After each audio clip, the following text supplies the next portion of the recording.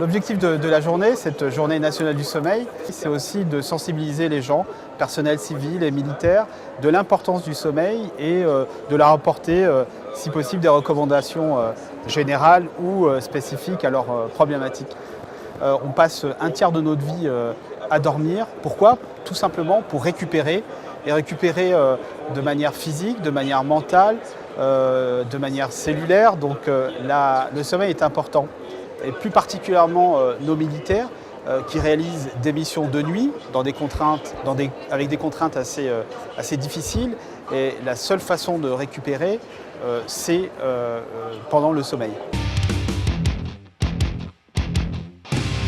Alors les techniques TOP, techniques d'optimisation du potentiel, c'est une boîte à outils de différentes techniques qui permettent de gérer la fatigue et le stress. Notamment dans le cadre de la fatigue, ça permet d'aider un militaire qui a du mal à trouver le sommeil, à pouvoir s'endormir et diminuer tous ces éléments stressants qui sont autour de lui. Les moniteurs TOP vont enseigner à ces personnels des techniques telles la sophrologie, l'imagerie mentale, la relaxation, l'auto-hypnose, qui vont leur permettre de pouvoir trouver et favoriser un sommeil de qualité.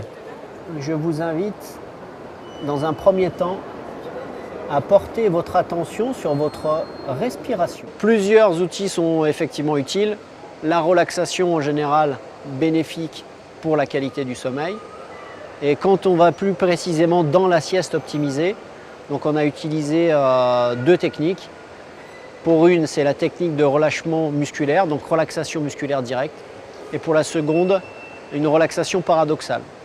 L'une a une action sur le relâchement musculaire et l'autre, c'est une prise de conscience de l'état dans lequel on se trouve.